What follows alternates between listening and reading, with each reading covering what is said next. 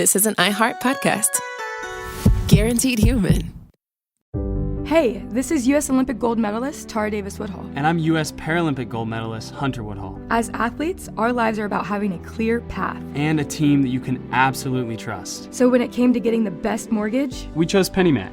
PennyMac is proud to be the official mortgage provider of Team USA and you. Learn more at pennymac.com. PennyMac Loan Services, LLC, Equal Housing Lender, NMLS ID 35953. Licensed by the Department of Financial Protection and Innovation under the California Residential Mortgage Lending Act. Conditions and restrictions may apply. Support for the show comes from Public, the investing platform for those who take it seriously. On Public, you can build a multi-asset portfolio of stocks, bonds, options, crypto, and now generated assets, which allow you to turn any idea into an investable index with AI. It all starts with your prompt. From renewable energy companies with high free cash flow to semiconductor suppliers growing revenue over 20% year over year. You can literally type any prompt and put the AI to work. It screens thousands of stocks, builds a one-of-a-kind index, and lets you backtest it against the S&P 500. Then you can invest in a few clicks. Generated assets are like ETFs with infinite possibilities, completely customizable and based on your thesis, not someone else's. Go to public.com/podcast and earn an uncapped 1% bonus when you transfer your portfolio. That's public.com/podcast. Paid for by Public Investing. Brokerage services by Open to the Public Investing Inc. Member FINRA and SIPC. Advisory services by Public Advisors LLC, SEC registered advisor. Generated assets is an interactive analysis tool. Output is for informational purposes only and is not an investment recommendation or advice. Complete disclosures available at public.com/disclosures. Do you want to find a stress-free way to buy your next car? Start at CarMax and shop your way. And if you want to browse with confidence, get pre-qualified online with no impact on your credit score and shop cars within your budget. From luxury cars to family rides, CarMax has options for almost every price range, including more than 25,000 cars priced under $25,000. So, hey, want to get started? Just head to CarMax.com for details and get pre-qualified today. Want to drive? CarMax. Cool Zone Media. Hello! That was not a U2 reference. I don't like that band enough to make a reference. I don't dislike them enough to really shit talk them either. Too many people have done that. So I'll just say, Bono, I don't know. Sophie, how do you feel about the title I've got on this episode for us? Should I read it out to the audience? Should they know? I mean, I could go with or without.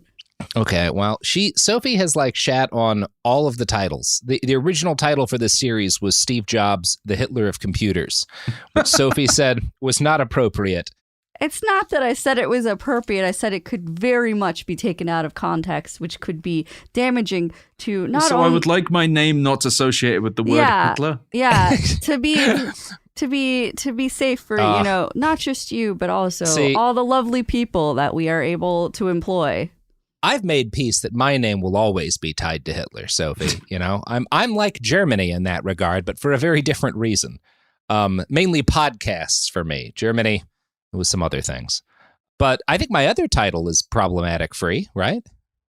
I mean, it was just kind of boring. Steve Jobs 4, Electric Boogalore? That's not bad. That was not the title I vetoed. I vetoed Steve Jobs sucks or something dumb. That was...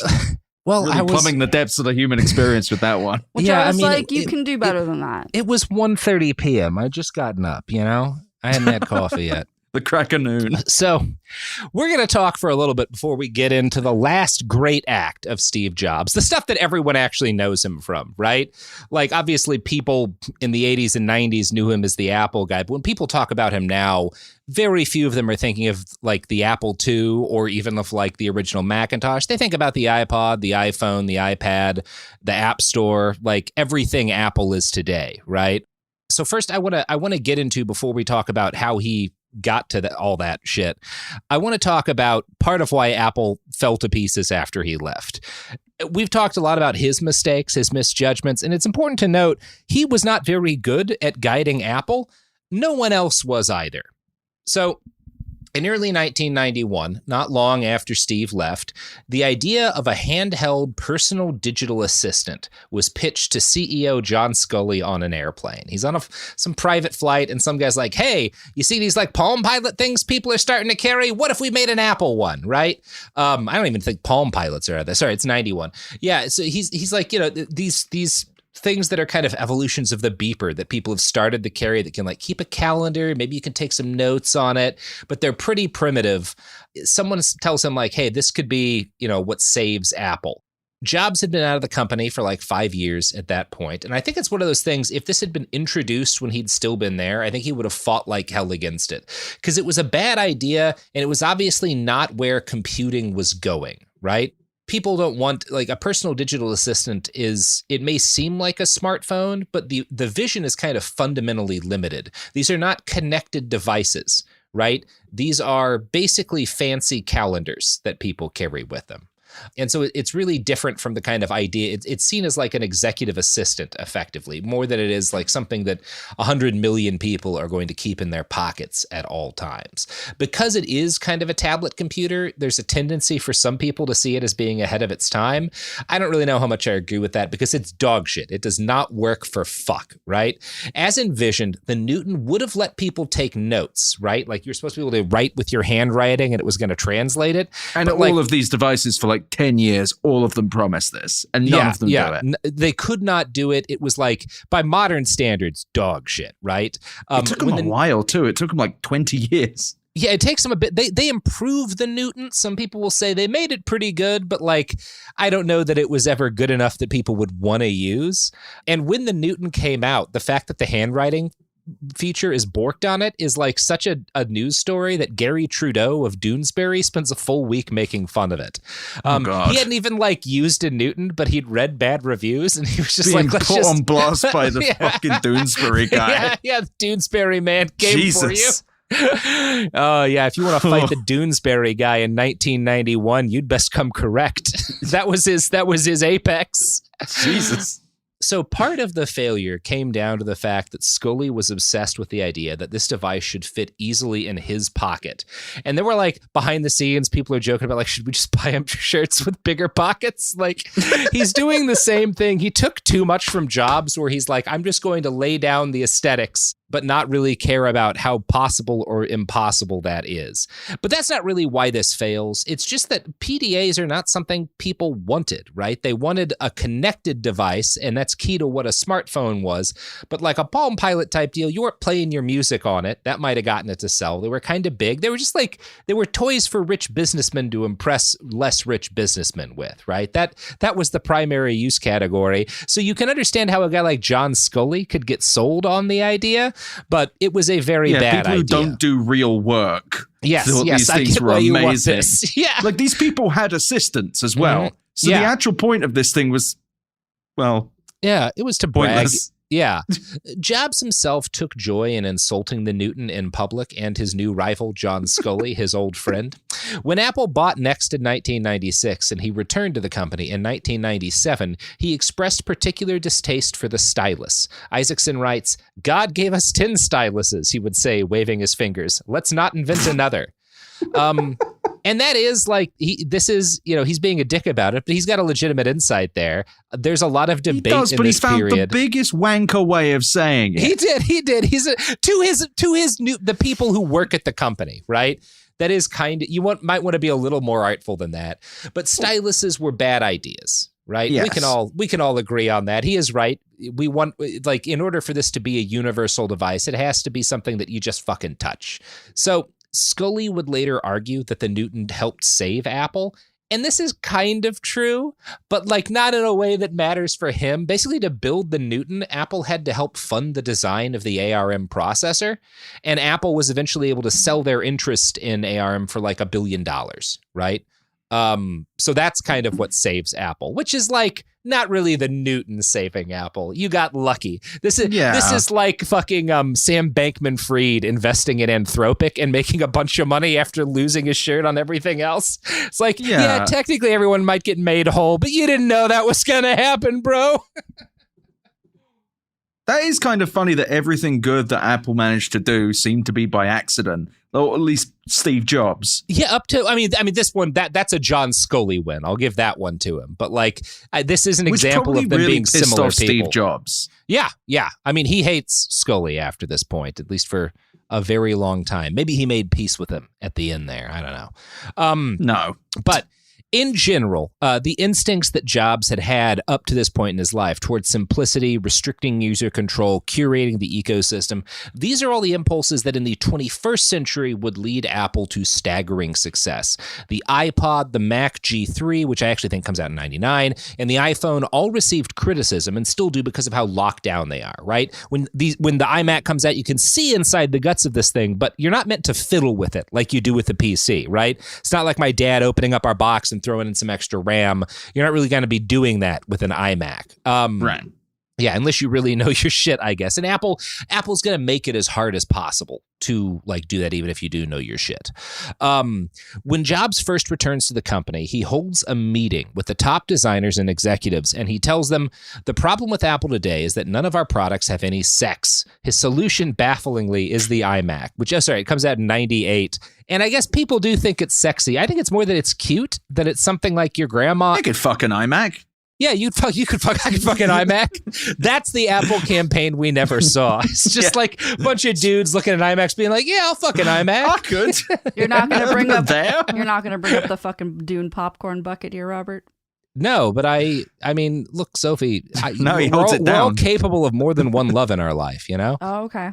So the Mac was one of the most limited personal computers on the market, but it was friendly, and 800,000 sold in the first 5 months. This does even like about as well as he'd actually hoped the original Mac would do, right? And Apple turns its first profit since 1995. Now, one of the first things Jobs does when he gets back is he reaches back out to Lee Clow and like the team at Chiat Day who'd done that 1984 campaign. And Jobs is like, hey, please come back and make a special pitch to the Apple board going against like your usual practices, right? Because like Clow's a big enough name that he's like, I don't pitch to companies. If they want me, they come to me, right? But Clow agrees for Jobs to do this. And Jobs cries, like remembering this moment years later to Walter Isaacson, which is such an odd moment to get choked up over given, his daughter I and love stuff. my brand. Yeah.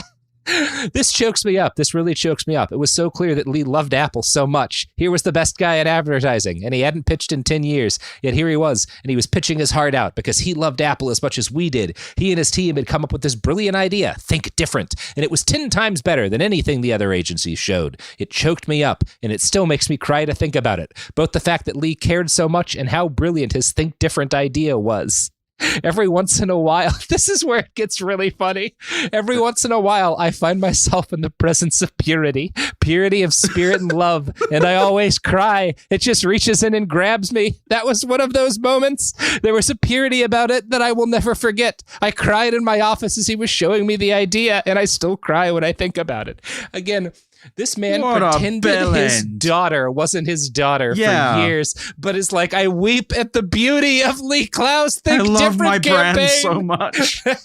I love brands. I feel nothing in the face of my own blood, but like, other than fury. That campaign, my God. What a fucking idiot. And it's I remember as a kid, I was like a snotty PC gamer, right? There used to be it's less of a thing now. There's a big PC Mac divide. And one of the things. No. I used to work at a PC gaming magazine. I know. Yeah. Yeah. And one of the things people would bring up that was valid as a critique of Macs is that like, well, most games don't even fucking work on them, right? Because you have to like specifically make it to work on the kind of architecture they had, right? This is in part because Macs are so big now, like most really big companies that are making games for a PC are making like a Mac port now. But like that was not really the case at the time. It's also a bit easier it was with the Intel processors, but now you got anyway. Yeah, anyway, it used to be much more of a thing. And I think a lot of people, I remember at the time seeing this campaign, I was like, well, how are you thinking differently if you can't even like modify your own machine? But those of us who got snotty at the inconsistencies in the message of this campaign versus Apple's actual products were failing to see something important that was not lost on Steve Jobs. The future market for these machines, it was not people who like technology. Right? The Think Different campaign was not based on selling people on like, here's the hardware, here's what you can, like, here's what games this will play, right? Here's how well you can like do this or that. It was based on the feeling of creativity, right? And making people think of great creative minds from the past and kind of see themselves as maybe I could be like that too if I have a creative enough machine, right? And Jobs, this is a legitimate insight, right? We're not going to dwell on processor speed. We're not going to throw a bunch of stats out. We're going to relate these stories of great artists and geniuses from history. And we're, in order to embrace a vibe, right? That's how we're going to make our case for the iMac is the vibe, right? This is a vibe-based computing system. And that makes so much fucking money. It's crazy. Like that's a super good way to sell a computer, it turns out. But also there was a stinky vibe to computing. Mm-hmm. It was still there was a fringe nature. You either used one at work and maybe you looked at the internet. Yeah. So we're talking like the late 90s right now. Yeah. It was still, So I played EverQuest back then. I used PCMIA card to play Ultima Online before that. Yeah, gaming and PCs in general were very much work. There wasn't really, there was personal computing, but it wasn't it wasn't to the extent it is now. Yeah. By any measure. And the iMac is definitely like a sizable movement in that direction, right? And, some of this is that like a lot of the success comes down to Jobs understanding both what the market actually does want and understanding when someone has a good idea for how to market it. Now, thankfully, they didn't go with their entire original concept for the Think Different ad. It was initially set to the Seal song Crazy because Jobs viewed him as one of our greatest living artists. Right. The next version included a reading of a Robert Frost poem, The Road Not Taken. Steve himself, this is the funniest part to me. Steve Jobs' suggestion for the Think Different ad is we should have all of the texts be cut up pieces of speeches from Robin Williams' character in Dead Poet Society. He fell so hard for that movie. This guy is like the average Instagram user. It is really, that's so basic. A very vile, paper thin kind of philosophy. Yeah. Well, it's not also even quoting like William Blake or some shit. Yeah. Like not trying to be like flowery with Shakespeare. No, he's just like, I saw a movie once. Yeah. The advertising guy made me cry because it was beautiful how you think different. Yeah, he taught me how people should be encouraged to embrace their special gifts. I'm going to go scream at my daughter now. Yeah, time to go be really abusive to a bunch of engineers. I'm going to go yell at a child now. Yeah. I'm so inspired. Fuck. So eventually Apple opted to write their own, or the ad team opted to write their own original piece for the Think Different ad, which wound up being titled Here's to the Crazy Ones. And I don't want to read the text of all this. Oh, boy. I will tell you, it ends on the lines, and while some may see them as the crazy ones, we see genius, because the people who are crazy enough to think they can change the world are the ones who do. Steve wrote some of it, including a line about how, like, some people are the ones who push the human race forward. And he clearly is thinking about himself here, right? Like, this is clearly, this affects him because he sees himself as one of these misfit rebel troublemakers who saw things differently and moved the world forward. And definitely saw things differently, some things, and definitely moved the human race. Yeah, I'll give him that. Forward, well, some of that's debatable. I guess it depends on how you feel about some of the stuff we're going to talk about. It's really funny, though, but everything you're saying about this guy is he was actually very standard. He thought he was this big, daring. He clearly was able to like notice trends and whatever. He had a couple of like legitimate insights. But he was like, very, very conventional in a lot of ways. And I really think different in the sense that I try and sell something for a profit, and I also hire the fucking Pepsi marketing guy. So we can do the thing that everyone else is doing. And my vibes come from movies. Yeah. Robert Frost. He's the same as everyone else when it comes to like, let's lay off a bunch of people when we don't need to boost the stock price. Yeah, let's bring in a marketing guy to run things because obviously running a company is all about sales, you know? Like a lot of these kind of basic corporate things, he's the same as everybody else. And he's like, to an extent, the same as every other stingy rich guy in a lot of ways. He has this sense of aesthetics, right? Both in terms of how to market things and in terms of like, what do people want a device to look at? That is like, that's the thing that I think is responsible for a lot of his success. And unlike the 1984 ad, this Here's to the Crazy One ads moves a shitload of computers. Right? Isaacson's book gives an amusing description of the struggle to find a narrator for this. Quote, in order to evoke the spirit of Dead Poets Society, Clow and Jobs wanted to get Robin Williams to read the narration. His agent said that Williams didn't do ads, so Jobs tried to call him directly. He got through to Williams' wife, who would not let him talk to the actor because she knew how persuasive he could be. They also considered Maya Angelou and Tom Hanks at a fundraising dinner featuring Bill Clinton that fall. Jobs pulled the president aside and asked him to telephone Hanks to talk him into it, but the president pocket vetoed the request. They ended up with Richard Dreyfuss. Oh, God. I like Dreyfuss, but yeah, that's a step down, though. It is funny that Robin Williams' wife gets a call from Steve Jobs. She's like, no, do not put this sweet, funny man in a room with Steve Jobs. It's no one. Keep reading that Aladdin script. That's love, right? That's someone who legitimately is looking out for your best interests. And also, Robin Williams had horrifying depression. I wouldn't put Steve Jobs anywhere near him. No.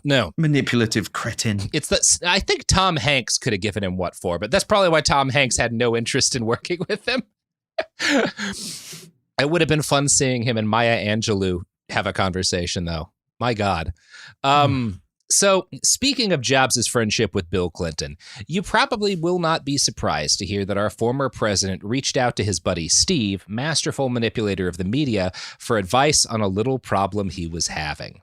Here's Business Insider. Quote, in the middle of the Monica Lewinsky scandal, President Bill Clinton called Steve Jobs to ask him what he should do about it. Steve Jobs reportedly gave Clinton this advice. I don't know if you did it, but if so, you've got to tell the country. There was apparently a long silence on the other end of the line.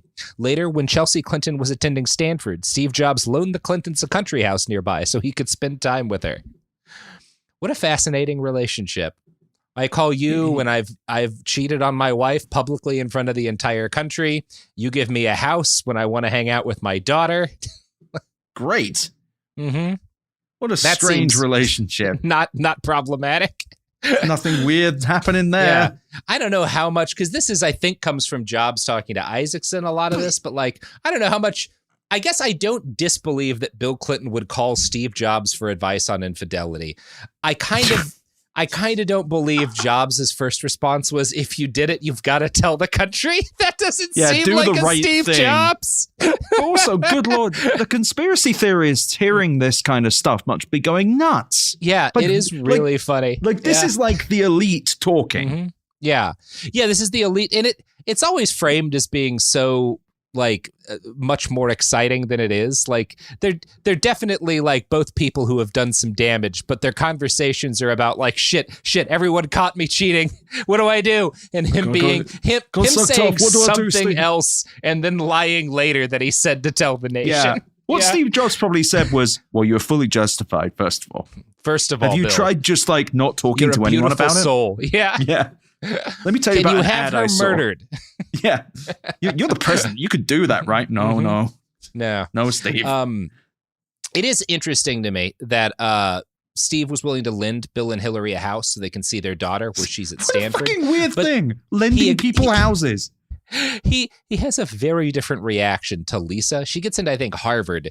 And Steve is angry at her because, she wants to go to college. And she's kind of like, well, you're rich. I feel like you can pay for it, right? He's like, I'm a dropout. Why don't you become a dropout? Then he takes her to Hawaii on a trip with his family and repeatedly is like, hey, sure would be better to just have a vacation every year than pay for your college, huh?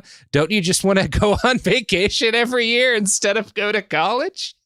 He kind of tries to bribe her with trips to Hawaii if she'll drop out. How about we do both, you rich fuck? Mm-hmm. Yeah, come on, man. You are Steve Jobs. I had to eat out of the trash as a child when you humiliated me in a Dave & Buster's. I should go to Hawaii and go to college.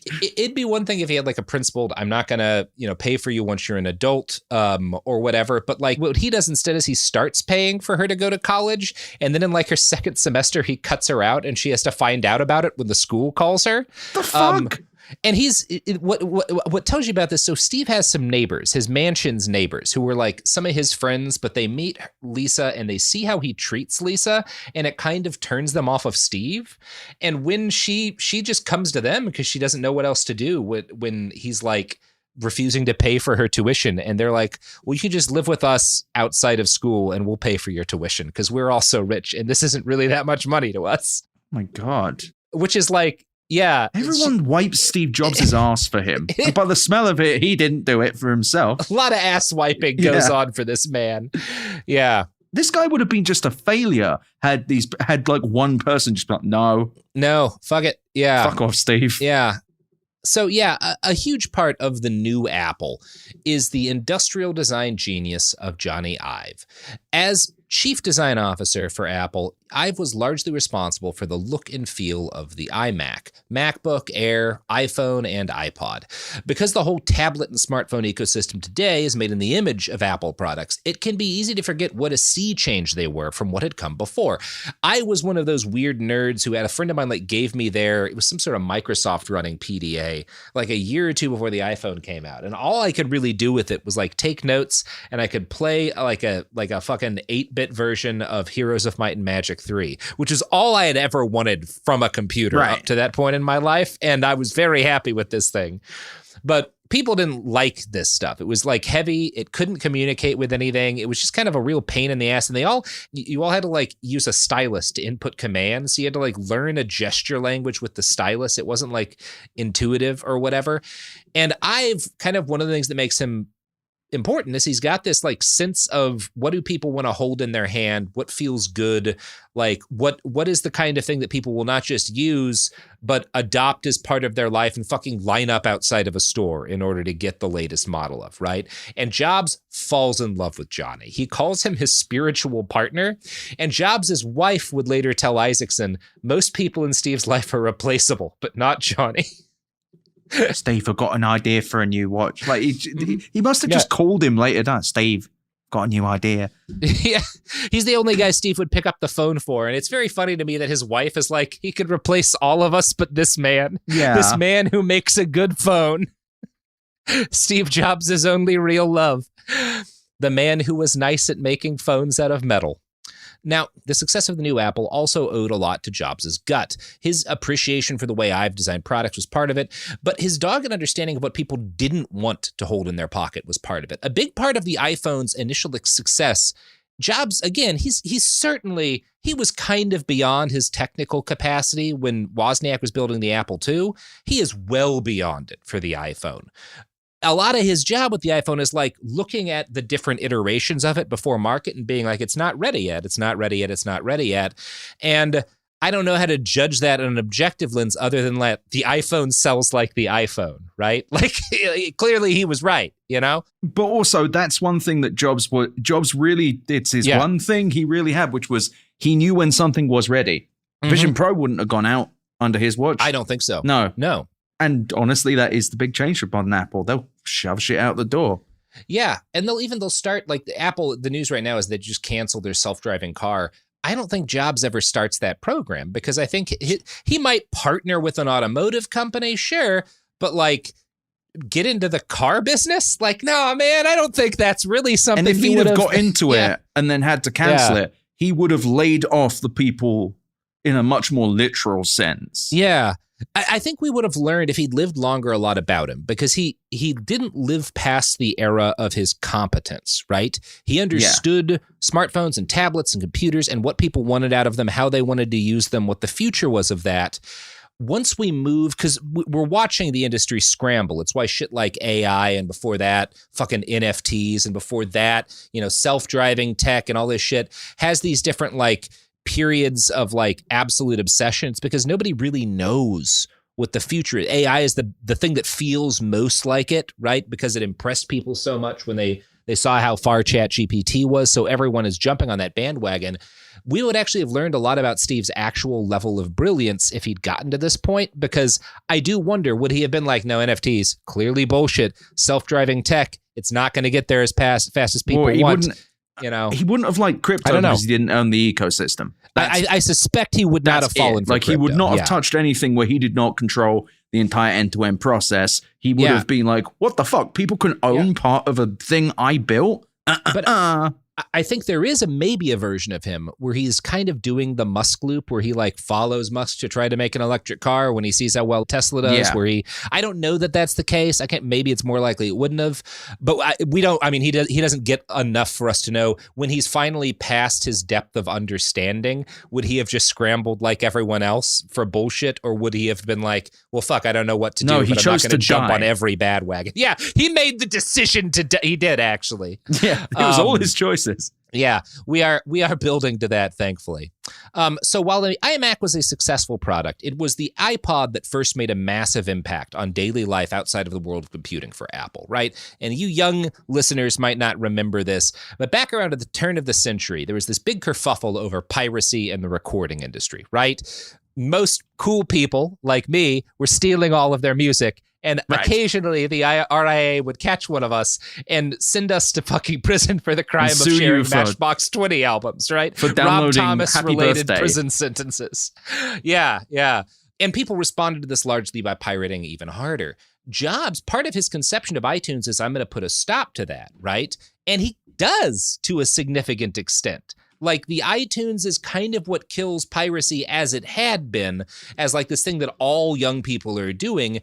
And it's because Jobs understands the people who've been arguing for piracy are right. The big thing piracy advocates would always say is, we're not stealing from artists. We're fucking up the recording industry, but they fuck over artists. And by, for free, spreading the music these people are making, we're overall benefiting them, right? Now, that's debatably true, right? There's a lot of ways in which artists have been hurt, especially with the era of Spotify. I'm not papering over that.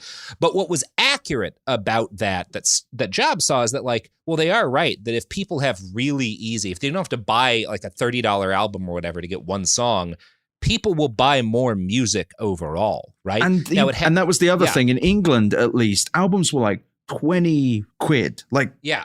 I remember thinking about listening to Dark Side of the Moon, an album I'd never heard of. I went to HMV and it was 25 quid.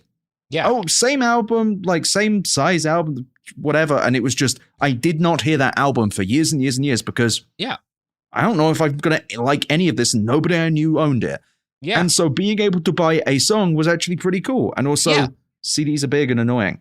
And Jobs, he has a big role in this, right? This isn't just a thing that happens by coincidence. He personally negotiates a deal with the record companies where he can offer songs for 99 cents a piece, which makes them, for the first time, a song is cheap enough to impulse buy. And this is what fucks up piracy, right? Is because piracy advocates had been kind of right. People would buy music if it was less of a fucking ripoff, right? And Jobs kind of proves that, because they do. Now, this devastates a lot of the music industry, and particularly because record companies are record companies.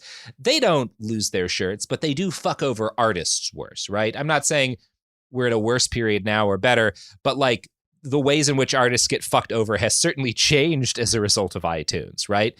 And iTunes led directly to the era of Spotify and other music streaming services. And one of the things that's happened in that world is that musicians can basically just make a living touring now, right? You don't make the kind of money from album sales or from people listening to, because we don't even sell albums anymore. People just like use Spotify, and that doesn't bring nearly the same amount of money. And you can't blame Jobs for all. He was not orchestrating that whole process. But there's a good article on the subject, on the impact his decisions have on the music industry, by John Naughton, who writes, music played an outsized role in the evolution of the internet. As Larry Lessig put it in Free Culture, file-sharing music was the crack cocaine of the internet's growth. It drove demand for access to the internet more powerfully than any other single application. Jobs became the first licensed dealer in that drug, and iTunes provided the saddle that enabled Apple to ride the tiger. And that's a very apt way of reading it, right? Then that is more or less what happens with the iPod. Now, the birth of the smartphone era coincided almost perfectly with the start of the Obama years. And by the time Barack Obama was inaugurated in 2009, Android smartphones had started to creep out onto the market, and the iPhone had rapidly gone from a thing rich people, bought because who else can afford $500 for a phone, am I right? To the hottest tech product in history. And Steve had an odd relationship with Obama, right? The Obama years and the early smartphone years are very directly tied together. And it's hard to remember now, but people were excited about smartphones at one point, and people were also excited about Barack Obama, right? There was this belief that he was going to be this historically progressive candidate. And there was also this belief that he was a literal communist who was going to like turn the world into communist China. And I want you to guess, Ed, where was Jobs closer to on that? I'm going to guess he was more towards the capitalist side. He was, in fact, more towards the capitalist side. Like a lot of boomers, he seems to have grown a bit more conservative as he aged. I don't fully get I think he was at least frustrated with Obama, but because of his perception the president was like anti-business, which is a wild thing to accuse Barack Obama of being. Yeah. Not at all accurate. In the fall of 2010, Steve's wife, who was a major donor to the Democratic Party, told him that the president was really psyched to meet with him. I think Obama had reached out to her, and he was like, we'd love to have Steve come by. And Jobs is like, look, if you invite me personally, then I'll come by. But it's got to be an invitation from like the president for me to meet with him. From Barack Obama at whitehouse.gov. Yeah. And eventually Obama does it, right? That does show you somewhat of like where his social position is at this point, that he is able to make that happen. And when they finally did meet, he unleashed a rant at Obama that would not have sounded entirely out of place on the Rush Limbaugh show. He attacked the education system and claimed it was crippled by unions. Quote, until the teachers' unions were broken, there was almost no hope for education reform, he said. And what did he mean by that? Well, one proposal he made was that principals should be able to hire and fire teachers at will. School should be open until 6 p.m. for 11 months of the year. And it's like, it's always fun to me when people make proposals like this after bragging about how they dropped out of school early. I'm not saying there are other countries that keep kids in school longer. How does he feel about principals being allowed to kick kids out who blew stuff up? Yeah, right. Should you be able to kick kids out for setting off explosives? But also, like, it's such a fraud thing when you're the guy who's always like, no, why would you want to go to college? People don't need to go to school. You learn everything you need to know from the world and intuition to like, kids need to be locked in school 11 months out of the year. Never let them free. But also this guy who's full of like mysticism and philosophical thoughts and all of these grandiose ideas turns out to just be a very fucking boring conservative guy. Yes. Like that is kind of this mystified technological figure who everyone has given this godlike sense. And he's just a boring conservative man. Yeah. He's kind of like Barack Obama in that he appeared to be kind of like center left, like, fighting for the consumer, but really just working for the establishment. Yeah. Jeez. And lending the establishment a house. Yeah. Or wait, did the establishment lend him? Yeah, we need to, like, the guy who does the 1984 commercial is like, schools need to be more like factories. I could go into there's a lot of debate over what is good for schools. That's not this podcast. I just think it's funny how it's inconsistent with some of the shit Jobs was saying out in public. But you know what is consistent? The quality of the advertisers of this podcast, whatever we call ourselves. Anyway, here's some ads.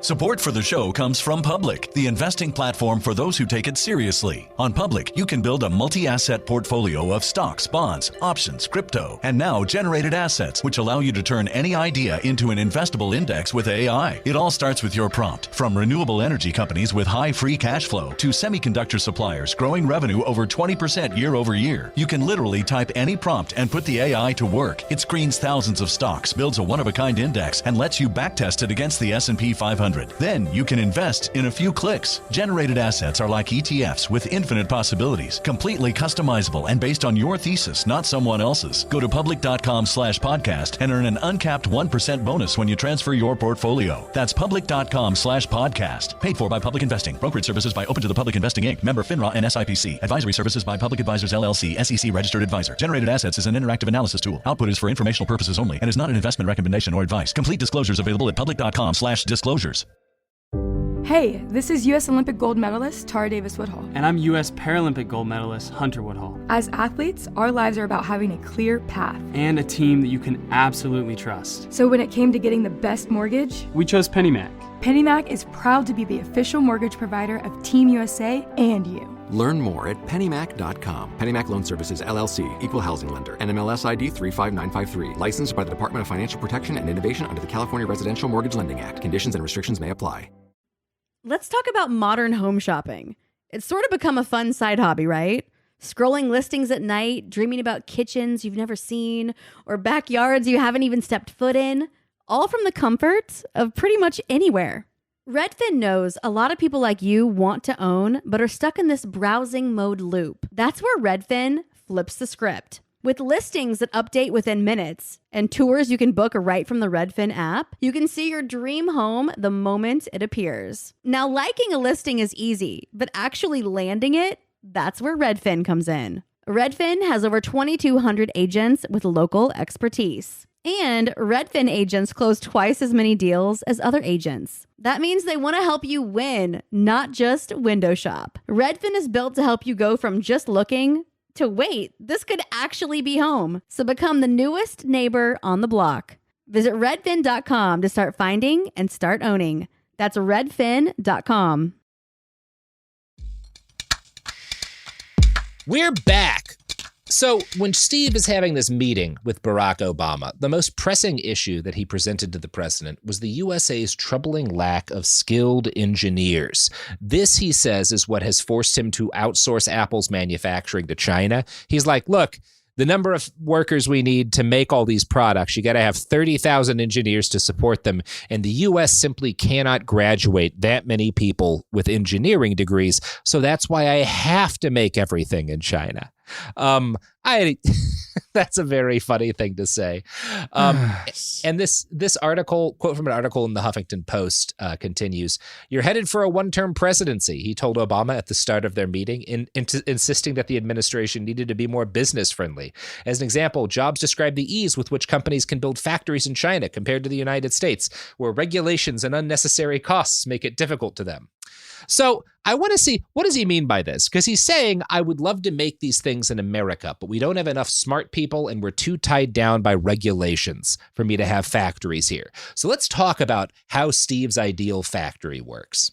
It is true that by 2011, Apple employed something like 700,000 people in China. And because a workforce that large needed about 30,000 engineers, China was maybe the only place to produce Apple products. Isaacson probably focuses a lot on this part of the claim and less on what was an equally large reason why it had to be China, which is that China does not enjoy the same safety and union and basic quality of life considerations that we have in the United States for this kind of work, right? The kind of minimal guarantees we have of worker quality of life are too much for an Apple factory to meet and still have an affordable product. The reality is that a lot of modern consumer technology cannot function without cities worth of abused workers, right? This is not just an Apple thing. This is every tech product. We all know this. This is our tied up child in a basement in Omelas, right? Although we don't live in Omelas because everything still sucks and we're doing this, but that's a separate question. Are we the bastards? Are we the bastards? Yeah. Yes, always. But a big part of like why this is the way the tech industry works, why you have so much churn in products, why products have to be produced at the rate that they are produced, is not organic entirely. It has to do with decisions made by Steve Jobs and made when he was kind of inventing the foundations of what we now call the consumer electronics industry, which to a significant extent he did. A lot of what we just consider consumer tech today is shit that Apple started doing, right? Part of that is like the way products get released. You know, how you have these like big showy releases and like you have to be able to sell a bunch of stuff at once, right? Right after, like so much of Apple's business gets formed from the idea of every time we have a new product on the market, fans are going to line up at the door to get the new model. And we will get a bunch of free coverage from the news on that, a bunch of PR from that. We'll get a stock boost from that. When you do that, there's a cost to the workers to make that possible. Right? That was not inevitably the way that the company was going to be structured. It was structured this way because of things that Jobs did. These consumer frenzies are a big part of like what made Apple Apple. And another big part of what made Apple Apple was planned obsolescence. And this gets worked into the rest of the industry too. Certainly some people would have always done that, but the fact that Apple does sets a precedent, right? The Apple II, and it's not a precedent that was in Apple's DNA. The Apple II had been anti-fragile. This This is a product that is considered good for 13 years. That's unimaginable for modern computing, right? With fairly minimal changes in terms of like the actual structure of the thing. And people can upgrade it themselves so that you can use it longer, right? It's a great product because you can make it what you need it to be and keep it relevant. And Jobs hated that. He wanted disposable technology. And Apple embraced a policy allegedly, I say allegedly because there are lawsuits about this, around planned obsolescence. This blew up in a big way in 2017 when Apple was apparently caught throttling battery performance on older phones. They claim this is to prevent shutdowns on aging phones. It's a safety. We have to do this basically, right? It's the only way to make it work. But it also happened to push people into buying new phones early. Not just because Apple's throttling the battery, perhaps they did have to do that to prevent a shutdown, but because they made it impossible to swap in new batteries. If you could easily replace the battery, you can keep the iPhone going longer, but it makes it a lot uglier and grosser seeming to Steve, even though the amount of waste generated from swapping a battery is vastly less than swapping an entire phone. Apple has faced numerous lawsuits over planned obsolescence, including in France and Italy over their process of serialization, which links spare parts to specific years of iPhones via serial numbers in such a way that it stops independent repairers from fixing them using generic parts. And when you bring this stuff up, it can just seem like, well, Apple is like a company like any other, and they all do some stuff that's fucked up. It's important to note, I think when you cover him the way we have, all of this is Steve. This is very consistent with how he's always thought about these products. You shouldn't be in there. You shouldn't be meddling with them. You'll buy what we give you, and you'll buy a new one when it gets old. And you'll be thankful for the chance. Yeah, and you'll be thankful for the chance. That's a 20-something year plan for this man. This is not just something that evolved at a cost-cutting because it made sense. This is part of his overall vision for how computing should work, right? And I don't think overall, all of the whole body of allegations and lawsuits and like, is this really planned obsolescence or is it something less severe? I don't think all of that's meaningful. So as you will understand basically what's happening here, what is worth laboring over are the consequences towards Apple's policy. The fact that these machines are largely disposable and that they are kind of pushing you to upgrade regularly means you need a fuckload more of them being made. And it means that you need to be able to make a lot of them in a very quick span of time. And the only way to do that is by really hurting certain people. In 2010, 14 workers for Apple's biggest supplier, Foxconn, committed suicide at work. Several more employees attempted suicide by throwing themselves off of massive high-rise dorm towers. These are places where they live that are factory towns built into the factory, right? Another 20 workers had to be talked down from committing suicide by management. Now, the fact that all of this happens within the span of a year creates a sensation in the news. And subsequent reporting detailed how Foxconn policy was to publicly humiliate workers for poor performance and forced hours of unpaid overtime. I want to read a quote from a Foxconn worker interviewed by Brian Merchant in 2016. Quote, Zhu and his friend were both walk-on recruits, though not necessarily willing ones. They call Foxconn a foxtrap, he says, because it tricks a lot of people. He says Foxconn promised them free housing, but then forced them to pay exorbitantly high bills for electricity and water. The current dorms sleep 8 to a room, and he says they used to be 12 to a room. But Foxconn would shirk social insurance and be late or fail to pay bonuses. And many workers sign contracts that subtract a hefty penalty from their pay if they quit before a 3-month introductory period. So this is like a vile situation. It's the only way to get as many people as you need to have for this, right? Without paying too much for the devices themselves that people would be willing to pay. Maybe then people ought to be paying, right? Apple, when there are all these suicides in 2010, it causes a ton of bad press for Apple. And Apple puts a lot of PR behind. They set out a list of standards for the humane treatment of their factory workers. And anyone who wants to make products for Apple has to abide by these rules, right? And they even move some of their production work. Now, they just shift it to other factories, mostly not all that far away. Are they better? Maybe a little bit. And who's going to know? The Chinese media? Well, exactly. And so the international media does start to investigate this stuff, right? That's where Brian Merchant's 2016 history of the iPhone, the one device, comes in. And it's a really interesting book, really good book. That's why we're going to quote from it here. But Brian describes how Jobs personally responded to the news hoopla over this rash of suicides and all of the human shrapnel from his dream. Quote, Steve Jobs, for his part, declared, "We're all over that," when asked about the spate of deaths, and pointed out that the rate of suicides at Foxconn was within the national average.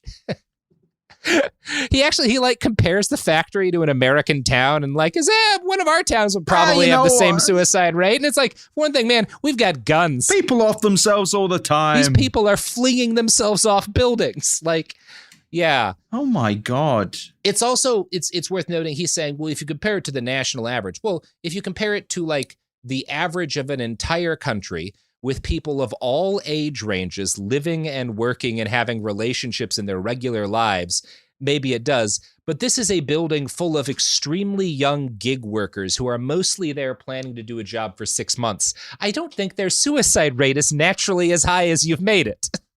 I just also, would you trust those numbers? No, of course not. Yeah, like, that's the other thing. Like, no. The liar has lied. Like, yeah. And even then, he's basically saying you can have a little bit of suicide if you'd like. Yeah. It's okay. People kill themselves. Some people are going to kill themselves at our murder factories. Yeah. Yes. It's it's one of those things like Foxconn has to put out anti-suicide nets and like invests in like massive surveillance to try to like catch people before they do this, which like maybe you would have gotten a better response from just making work less miserable. Maybe that was the problem. No. But no, the nets sound good. The nets sound good. Need more phone. More phone good now. You Americans need more phone, and we desperately want your money. Yes. Yeah, it's all good. It's great. I love that this is behind every line outside of an Apple store. But also when I start to get up my own ass about that, this is behind whatever phone I have right now, right? Like one way or the other. Maybe to less of an extent with some companies, but not much. Yeah. I think the problem here, there's always going to be some level of like fuck-uppedness somewhere in the line of a product, even one that you need. And we do need smartphones. They could have been from the beginning easier to repair and modify in a way that reduced this cost. And that didn't happen to an extent because Jobs didn't want it to happen. Because even before the smartphone was a glimmer in anybody's eye, he wants devices you can't fiddle with, right? We've talked a lot about suicides at Foxconn factories, and I think that's important. I'm sure most of you were aware that this was happening. I want to drill a little bit into how the work directly is involved with that. And some of it has to do with policies at Foxconn that encourage the humiliation of workers who make mistakes. One employee interviewed by Merchant explained, when the boss comes down to inspect the work, if they find any problems, they won't scold you then. They will scold you in front of everyone in a meeting later. It's insulting and humiliating to people all the time. Punish someone to make an example for everyone else. It's systematic. And Brian continues, Zhu says there was another suicide a few months ago. He saw it himself. The man was a student who worked on the iPhone assembly line. Somebody I knew, somebody I saw around the cafeteria. After being publicly scolded by a manager, he got into a quarrel. Company officials called the police, though the worker hadn't been violent, just angry. He took it very personally, Zhu says, and he couldn't get through it. 3 days later, he jumped out of a 9th-story window. And Jobs, I don't believe he instituted this policy. I'm certain he wasn't specifically aware of it, right? This is much lower on a level than I think he would have paid attention to. It is interesting, though, that this is exactly how he would run a factory. Yes. Like, because this is how he ran a factory, right? He did berating workers is kind of his MO. Yeah. Yeah, this is completely, I don't think he had any, other than like in making this business exist and in pushing for a company that would need to be this way to meet his quotas. I don't think he had a direct role in this, but it is consistent with how he treated people. That Brian Merchant book is pretty fucking devastating. There's a bit in it after this where he's trying to answer the question of like, why didn't, I heard about some of these suicides. Why didn't I hear about this suicide that you just reported to me? Zhu and his friend look at each other and shrug. Here's someone dies. 1 day later, the whole thing doesn't exist. His friend says, you forget about it. Jesus Christ. Damn if that doesn't sum up the 21st century in a nutshell right there. Oh, God. Yeah, you care the first time, and then it keeps happening, and you just kind of get used to it, That is how all these people have, hacked our brains as they realize that, if you just push through with the evil and keep doing more evil, eventually we get tired and go home. Elon Musk is a reprehensible human, don't get me wrong, but Steve Jobs was behind some truly awful human rights things. Yeah. People are rightly angry at, some conditions in the Tesla factories. They ought to be. Yeah, completely. This is the same kind of thing. It's on a grander scale because he's been much more successful. Guys killed themselves so often that you're kind of like, oh, I'm sorry, which suicide are you referring to? Yeah, exactly. Jobs, of course, saw nothing to be concerned with in the situation. He tells one reporter after a rash of suicides, Foxconn is not a sweatshop, it's a factory. But my gosh, they have restaurants and movie theaters. He's like, look, it's nice, so it's not even a sweatshop. It's not a sweatshop, it's got air conditioning, you fucking idiot. And one of the things I love about Brian Merchant is he like basically breaks into a Foxconn factory while it's like in operation to look at it, like just to like walk around and get a feel for the place. Honestly, Brian Merchant fucking rocks. He's pretty cool. He I got rules. nothing against him. Yeah. At least based on, God, every time I say I've got nothing against someone's like, actually, did you know that he kicked a dog in 1989? I don't know, man. Don't tell me if he did a bad thing. His second name's Merchant. He approves of capitalism. There's too many bad people out there for me to get all that burnt out of shape about every one of them. I'm just going to pretend everything's fine forever. Now, yes. That same year, 150 employees at Foxconn got together on the roof of a factory and threatened to commit mass suicide. This was a month or two after Tim Cook had visited Longhua to meet with suicide prevention experts about conditions in Apple factories, but workers argued that no changes had really been made, and they saw threatening mass suicide as the only leverage they had to force Apple to act. And these guys are, to be fair, they're like, we don't blame Apple, we blame Foxconn, but we know that making a big public stink is the only way to make anything happen. Right. The more damning case to make against Jobs in particular, and Apple in general, because it's made in his image, is that his vision of mass consumer pocket computing necessitated factories like this in a way that even other handheld device manufacturers did not. Some of this was due to Apple's quality control standards, which were high, but others have to do with the fact that he was obsessed with secrecy, right? Part of why these factories can't just be normal factories, they need to be closed loops, right? Is that he is obsessed with nothing getting out about what's coming in the future, what the next Apple product is going to be. Jobs' whole vision was that the first time anyone knows what we're really making, I am announcing it on stage and it's ready to go. There's no drip of information. You get it all at once and then the fucker's on sale and you go stand out in front of a store to buy it, right? This strategy, this is a legitimate strategy. It works for Apple, but it necessitates kind of being crazy people about keeping what you're working on under wraps. And I found this write-up from a former employee describing his experiences in Apple in the United States, right? Having been at Apple and also at a large defense contractor where I would routinely walk by areas that said top secret clearance required, I can say that Apple simply put more effort into making secrecy part of the culture. A few things I noticed at Apple. Code names for every product. No one referred to products any other way. Team members who are also on special teams don't tell their coworkers what they do. Black windows and frosted curtains. Trash bins were monitored. And you'll get stuff like that. Apparently, if you were on the iPhone at certain points, you're basically working in like a black box in an air-gapped room. Like, this is CIA shit, right? And I don't resent them for that. What I do resent them for, are you going to get to the Jason Chen iPhone 4 situation? Oh, God, was that the guy who found he got an iPhone that's 4 that someone left in a bar, and Steve Jobs had the police fucking raid his house, and he called him and was like, "Get me the phone. Get me the phone, Jason." This was like a huge article in early tech journalism. Remember how jealous we all were? And then, Chen gets fucking raided by the police over it. Basically ruined his life. Yeah. Oh, really? I wasn't actually aware of this. I should have dug into that more. They tore through his life. There was like legal consequences that thankfully Gizmodo got cleared of.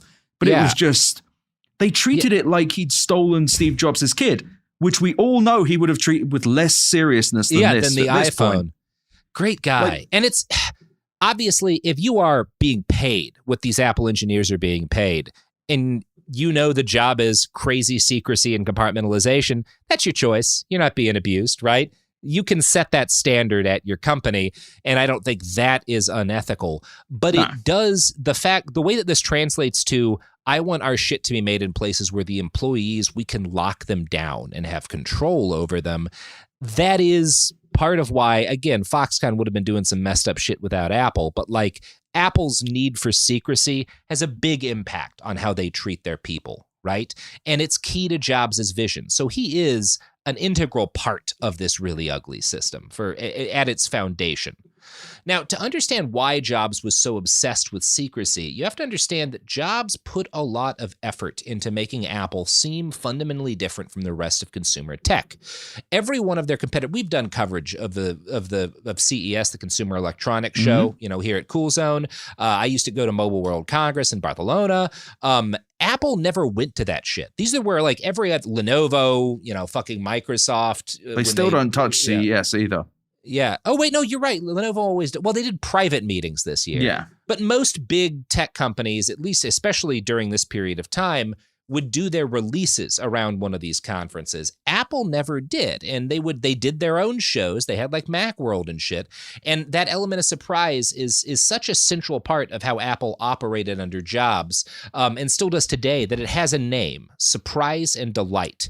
In one internal 2015 presentation, someone at Apple wrote, "Our surprise and delight business model requires a huge volume of labor for only a short period of time as we ramp products. In other words, because the goal is to surprise the consumers, to send them scrambling to line up outside of Apple stores to create the kind of unhinged buzz that helped them sell their products, they needed a highly restricted workforce that was available for limited periods of time.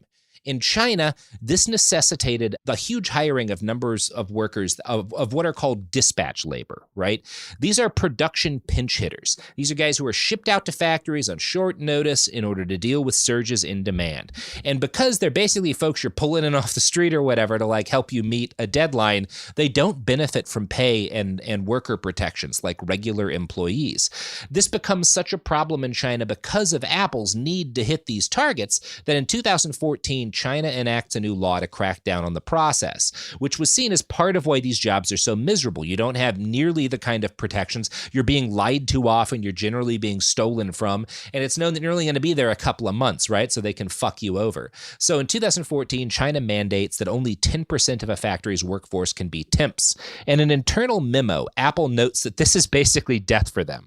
Our surprise and delight business model requires a huge volume of labor for only a short period of time. We are making it difficult for our suppliers to comply with this law, as 10% dispatch is simply not enough to cope with the spikes in labor demand we are putting during our ramps." So all of this, what I've just quoted, is after Jobs passed, but this is all starting under him at his direction. And it's all being continued by his protege, Tim Cook.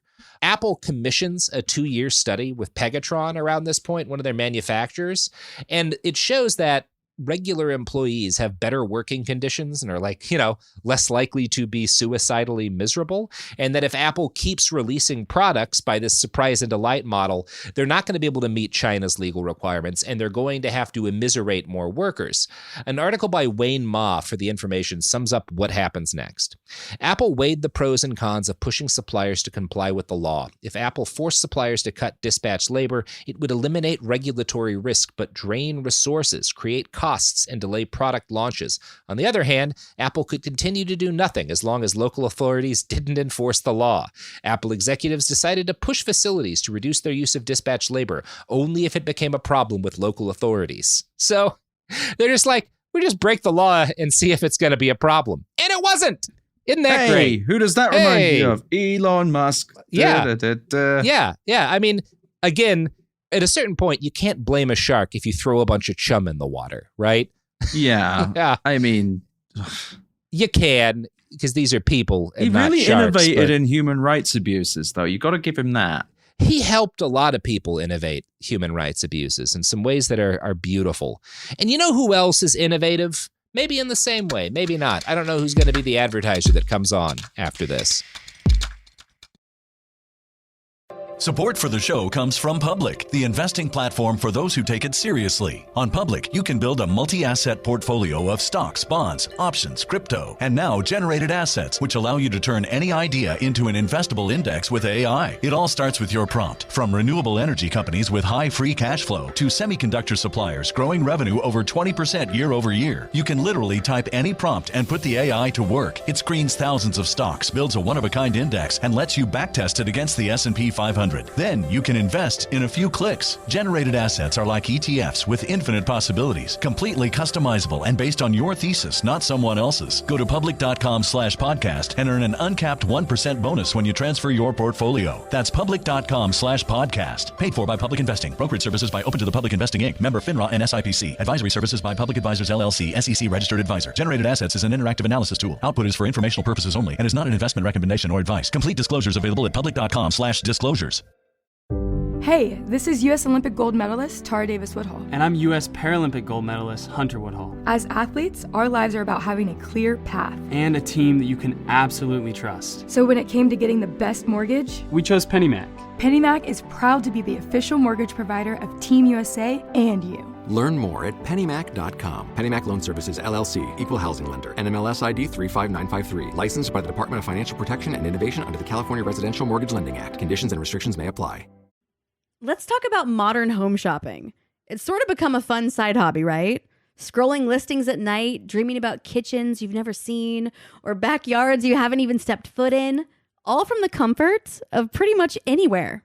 Redfin knows a lot of people like you want to own, but are stuck in this browsing mode loop. That's where Redfin flips the script. With listings that update within minutes and tours you can book right from the Redfin app, you can see your dream home the moment it appears. Now, liking a listing is easy, but actually landing it, that's where Redfin comes in. Redfin has over 2,200 agents with local expertise. And Redfin agents close twice as many deals as other agents. That means they want to help you win, not just window shop. Redfin is built to help you go from just looking to wait, this could actually be home. So become the newest neighbor on the block.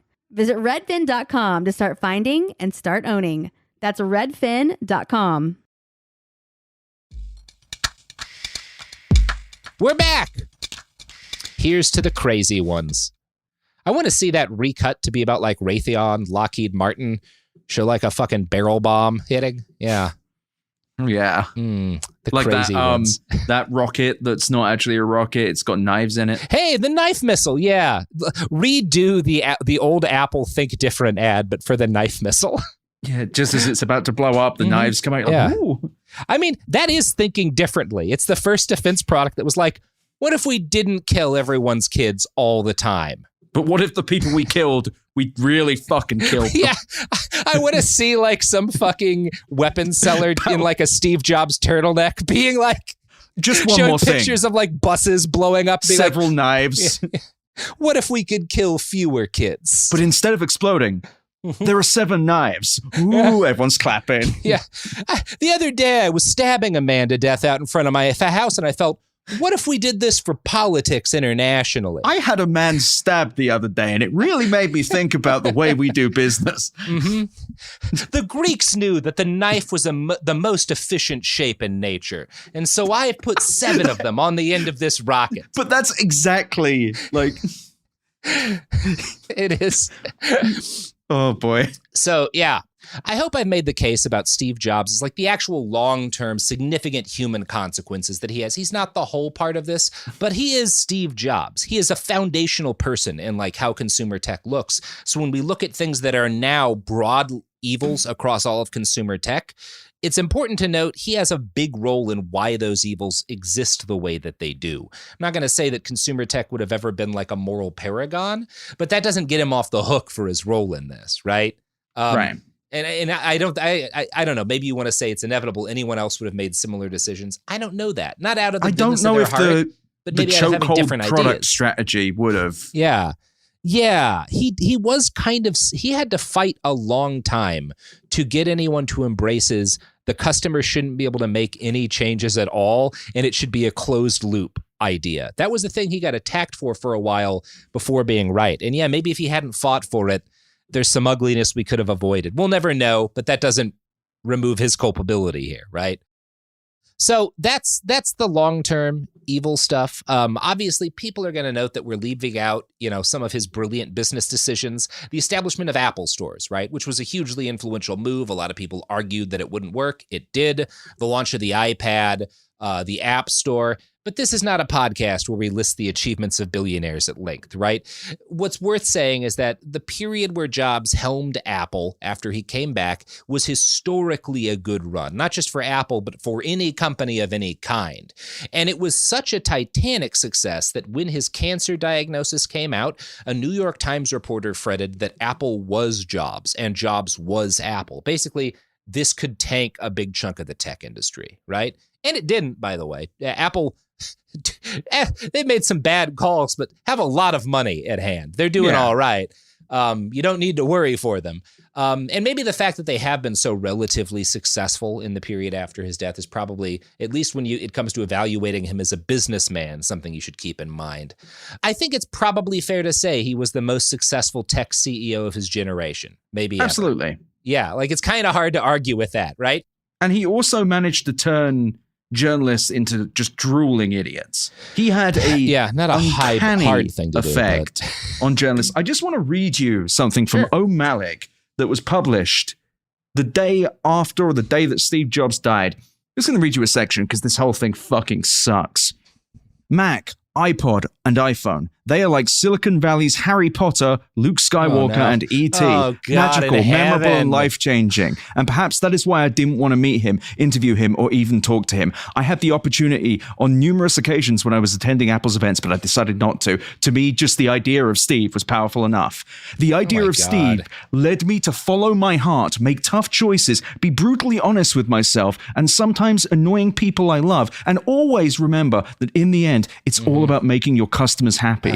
There are simple ways to get along with everyone. There are easier ways to get things done. There are compromises, but to me, Steve Jobs meant try harder. Damn it. Your customers, brackets readers, expect better than that. Steve Jobs taught me to care about the little things because in the end, little things matter. Steve Jobs was my muse. Trust me, he is the secret muse to many of us in the Valley. Mark Zuckerberg, Jeff Bezos, Dave Morin, Jack Dorsey. We're all part of the tribe called Jobs. There's a whole generation of entrepreneurs who ask themselves this one question: what will Steve do?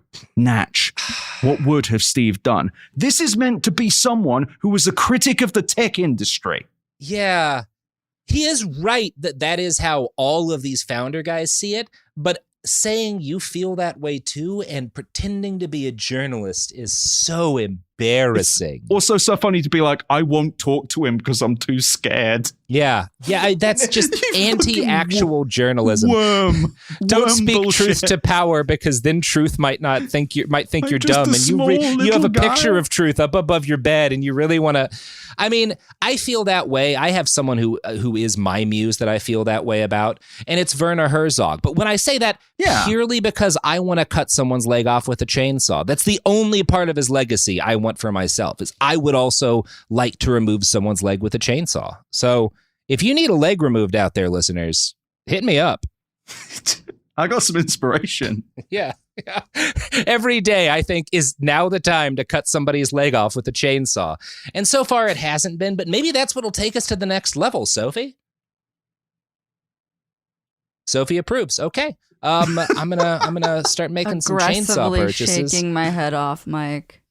So Sophie, I'm gonna expense one of those battery powered ones. I've got a big Husqvarna right now, but it's a pain in the ass. I always let the gas stay in there. It's just unwieldy. Yeah. We'll get something real convenient for taking off a leg. Imagine taking off a leg, but with a portable mechanism that allows you to enjoy the leg separation process. So, speaking of medical procedures that are ill-advised, in 2003, doctors found a shadow on Steve Jobs' pancreas during a CT scan. This turned out to be pancreatic cancer. And I would never make fun of somebody for pancreatic cancer. That's how my mom died. It's one of the worst ways I can imagine dying. Yeah. It fucking sucks ass, right? And for most people who get that diagnosis, it is a guarantee of death. I'm friends with two doctors, and I called both of them right after my mom's diagnosis, and both of them, and I'm glad that they did, said the same thing, which is like, for whatever reason, we've just never gotten a good handle on this shit. There's not really any hope. And that's how I went into it, right? And that's how most people have to go into having pancreatic cancer. For one thing, by the time it gets discovered, you're usually in like stage 4, right? Like it's terminal.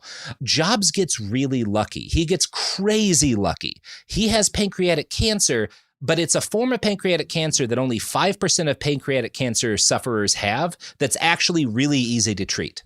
Like, he gets the fucking golden ticket pancreatic cancer. Lucky.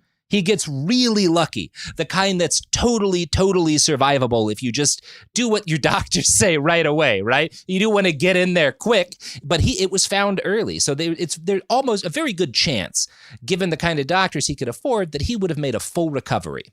But this is Steve Jobs, and Steve Jobs did not trust his doctors. So for 9 months, he delays taking any kind of real treatment and tries a quack diet to fight his cancer instead. He later tells Isaacson, "I didn't want my body to be opened. I didn't want to be violated in that way." And like, bro, I get, it's said that, I've heard it said at least, that like a lot of oncologists will often turn down chemo because if it's like a rough cancer or whatever, even if your chance is like, okay, you might not consider it worth it. I don't know. I'm no one to tell people what they should or shouldn't do there, but like, that's not what this is like one of those things where his doctors are like, look, man, you can survive this thing. Nobody survives if we act right now. You will be fine. I'm not comfortable with letting somebody cut into me. And he tries to like eat fruit and cure his fucking cancer for 9 months. Isaacson puts this down to a fatal case of Jobs' reality distortion field, right? He uses this ability to talk other people into fantasies on himself, and it works, and it kind of is what kills him. And that may in fact be what happened, right? I think it's possible that actually gives Jobs a little bit too much credit, that is still viewing him as this almost super powerful figure, because what we'd say for anyone else is, yeah, he read this fucking quack book by a fucking liar when he was a young man, and he never got over it. And he was never able to like objectively look at reality and recognize that like nothing else he'd try to do as a result of this diet had worked. He got caught up in a little bit of like a cultic belief system, and he couldn't shake himself from it, and that's what killed him. We would say that about anyone else who refused a very treatable cancer that they could easily afford to treat because they believed some shit about eating fruit would cure it. For Jobs, we're like, he used his reality distortion field on himself this time. I don't know. He was just a dipshit. Well, he was you know what? I'll even say, I'll give him credit. This happens to perfectly decent people in a bunch of ways. He fell for a con. That's what it is. He fell for a con. A con artist got conned. Yes, it happens. And by the time he decides to submit to surgery, the cancer had spread to his liver. And I was just saying, I'm not going to say falling for a con is a bad thing to do. What he does next is kind of evil. So he has liver cancer. His cancer has spread. His pancreatic cancer is no longer easily treatable. And the first thing he finds that's like going to kill him is that his liver is failing on him now. Liver transplants are rare. People who need them usually have to wait a year or more, and only about a third of the people who get put on the liver transplant list actually receive a liver, right? It's a tough thing needing to get a liver. There's not enough in fucking circulation. And so if you get a liver, someone else is not getting one. Now, obviously, I don't think that's math anyone who needs a transplant should generally be concerned with, right? Everyone's life is valuable. You should give it a go. Give it a go. There's no way to make, but Jobs, number one, is not normally a guy who would have gotten a transplant in this situation. He still has cancer spreading through his body. He has a low chance of surviving, right? This is a case where I think responsibly you'd be like, look, there are some people who could easily survive with this liver. You have let your cancer get so bad that there's really nothing we can do for you. But Jobs is rich and able to game the system. And the gist of what he does is that there are 127 centers in the U.S. that do liver transplants, right? And each has its own waiting list. And so the waiting list where he was super long. It was in most places, but he was able to pay someone to find a center in Tennessee where there wasn't much of a waiting list, and he gets his transplant in 3 months. This is not illegal, though the rules, I think some rules have changed as a result of what Jobs did, but it is unethical. For one thing, again, he would not have needed the liver if he had taken the treatment, his doctor and his wife and his sister and whatnot are all telling him from the beginning, get treated. Because he doesn't listen to them, he needs a liver. He winds up destroying his liver, and then he takes a liver that might have saved someone else's life, and he dies anyway because his cancer had already gotten too advanced. And that is kind of killing another person. That's at least like negligent homicide when it's directly there, not like getting a transplant, but when, number one, your need for it is directly the result of your own irresponsibility, of like you specifically engineering a situation that was avoidable. This isn't even like, yeah, you had like a period of time where you were addicted and so your liver got fucked up later in life. Like, I don't blame anyone for that. We all have, people get second chances and shit. This is, you had a treatable cancer and you didn't. And so now you need a liver and you stole one, kind of. And I think, like, thinking about it for a second, I think it isn't that he has a reality distortion field. I think he just cannot admit that he's not smart enough than some things. Yeah. He tried to outsmart the California welfare system. Yeah. He tried to outsmart cancer, and it did not work. And he very nearly did beat it, other than the fact that his body had been wrecked. Yeah, by just the sheer, the horrors of, time of cancer. Been fighting it. Yeah, it's rough. One thing I'll say for the Steve Jobs story, it's very rare in that you have a guy who is a bastard, and not only does he get his comeuppance, but he gets his comeuppance in a way that is his fall is directly tied to his hubris. Right? It would not be very funny if and then he just got a cancer that was untreatable and he died horribly, right? That's just like, well, a guy who sucked died in a horrible way. Okay. It's almost like the universe gave him a chance. Yeah, let's see how smart you are, motherfucker. Humble yourself a little to save your own life, and he doesn't. And he has to spend the remainder of his life knowing he'd fucked up. People who were around him, I have heard a number of times, were like, yeah, he was like powerfully regretful of fucking up. He also looked like he was dying of a horrifying disease. And no amount of money could stop that. No amount of fame could stop that. Yes. The universe very much humbled and then killed him. And no amount of power or wealth or fame could have stopped that. Listening to his wife could have. Yes. Listening to another person. Admitting someone else was right. And that is kind of, we get this almost like fable-like moral lesson. Very dark moral lesson at the end of this. Like, you were given one chance to avert your horrible fate, and it was listen to the women in your life, and you couldn't do it. Nope. And so maybe that's a little satisfying, right?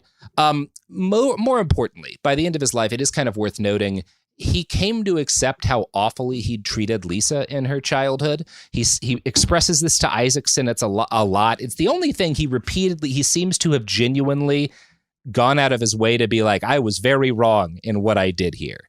And she spends some time with him near the end of his life, and he's very apologetic. And I want to close this by quoting for you how she describes one of their final conversations when he is on his deathbed.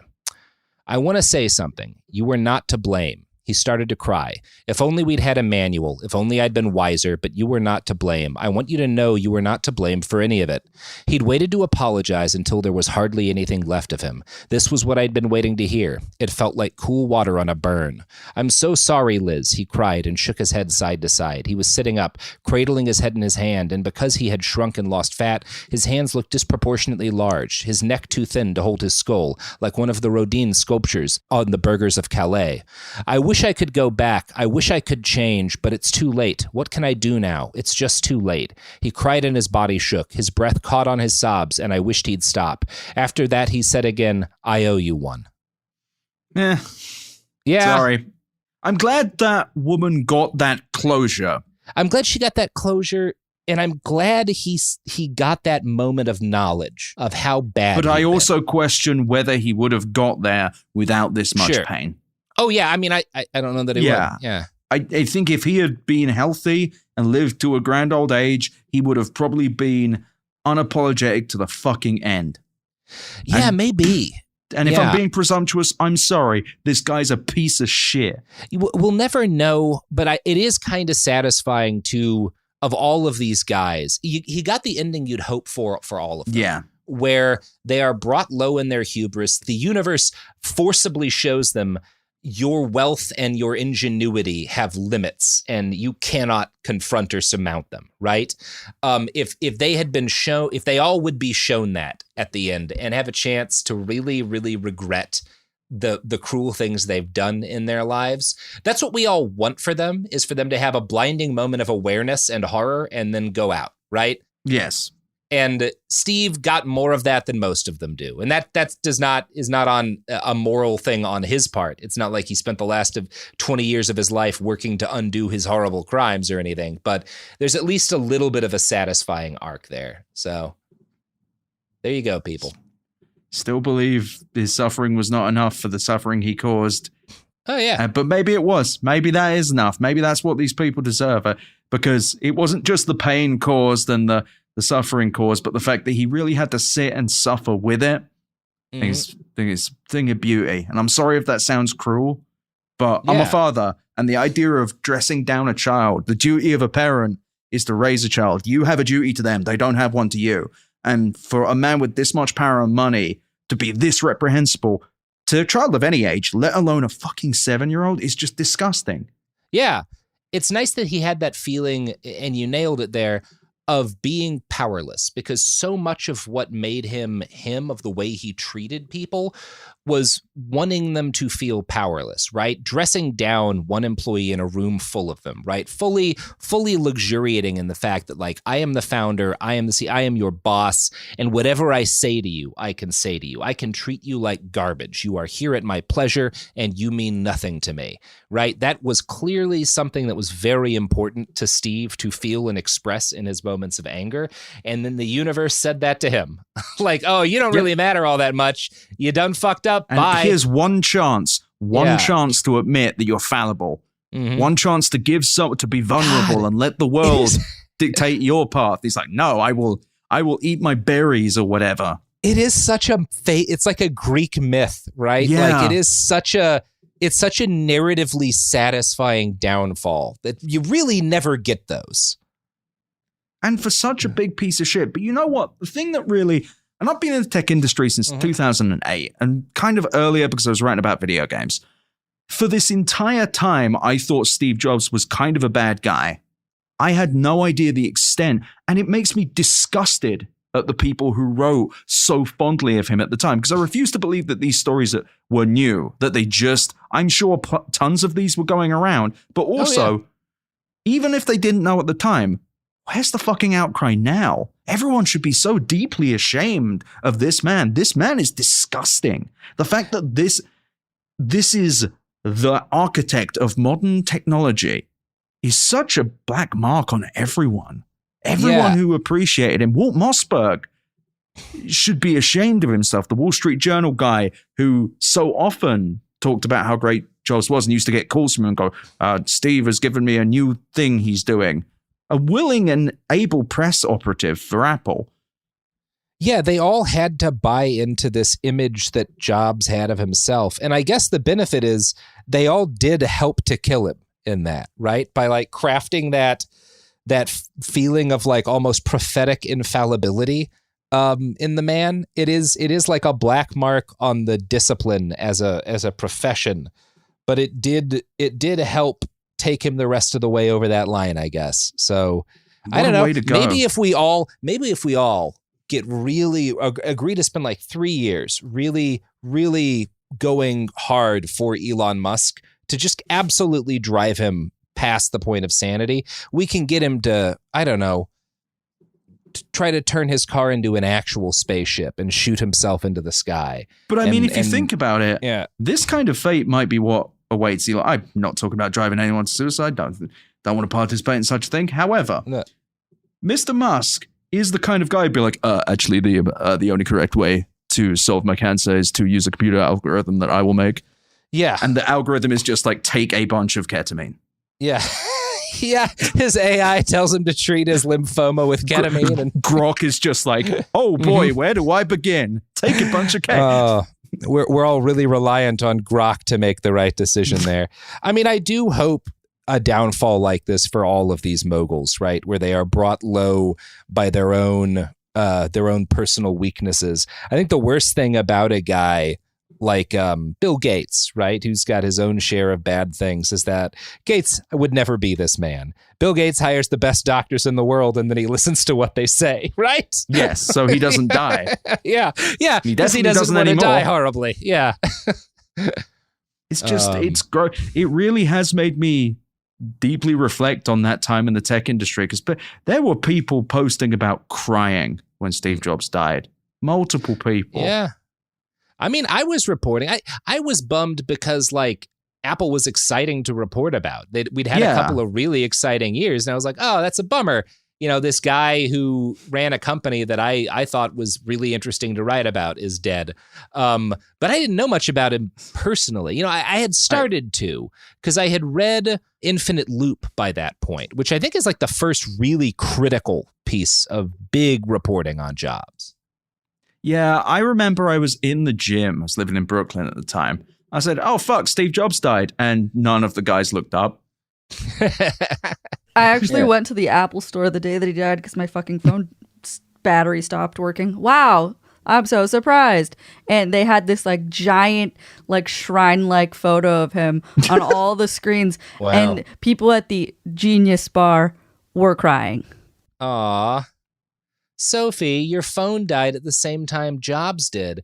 That means your new phone has his spirit in it. It's the spirit of Jobs inside it. Or whatever phone you had back then. That's why your phone just doesn't listen to you all the time because you're a woman. Refuses to work. We're very incompatible, so that makes Face sense. ID just doesn't work. Yeah. We're incompatible, but yet I can rock a turtleneck. Speaking of turtlenecks, hopefully fucking Mitch McConnell dies next. Fingers crossed, everybody. All right, Ed, where can folks find you? You can find me at betteroffline.com. You can find my podcast on there. You find my newsletter. You find me on Twitter at @EdZitron, zitron.bsky.social on Blue Sky. And I'm technically on Threads, but who gives a shit? Right. Yeah, exactly. Who gives a shit? And who gives a shit about you? I do. I love you. I'm the only one who will ever love you. Please continue listening to podcasts. Behind the Bastards is a production of Cool Zone Media.